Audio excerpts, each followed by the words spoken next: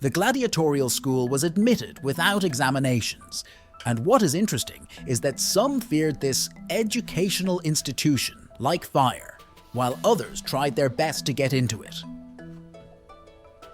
Once 30 captive Gauls strangled each other just to avoid performing in the arena.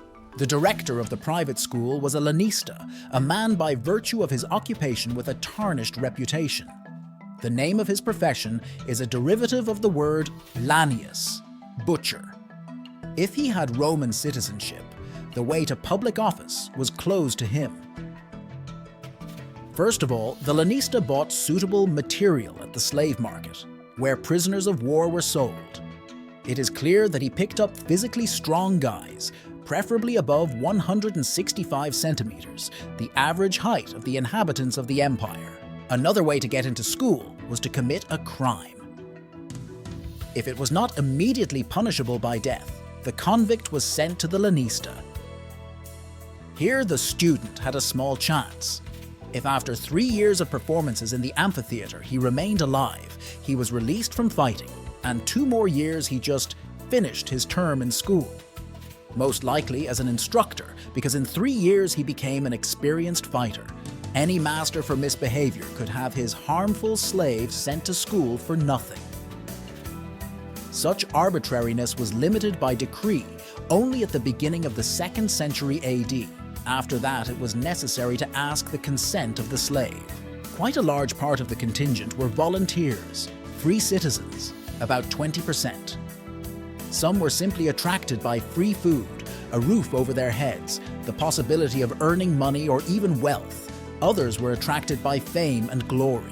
The procedure for enrolling such applicants required a certain order.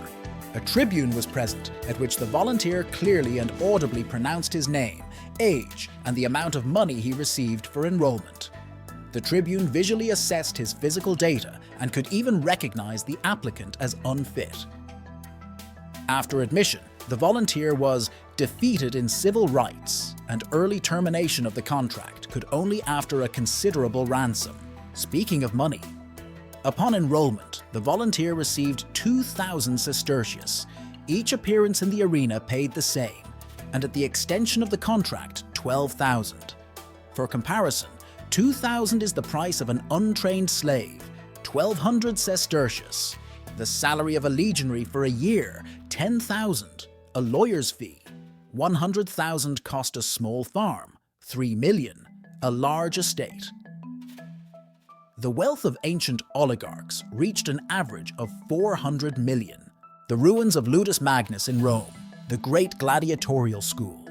It belonged to emperors. The fighters went straight to the Colosseum through an underground passage. The emperors tried many times to prohibit freeborns to sell themselves as gladiators and recruiters to attract young people from the upper class.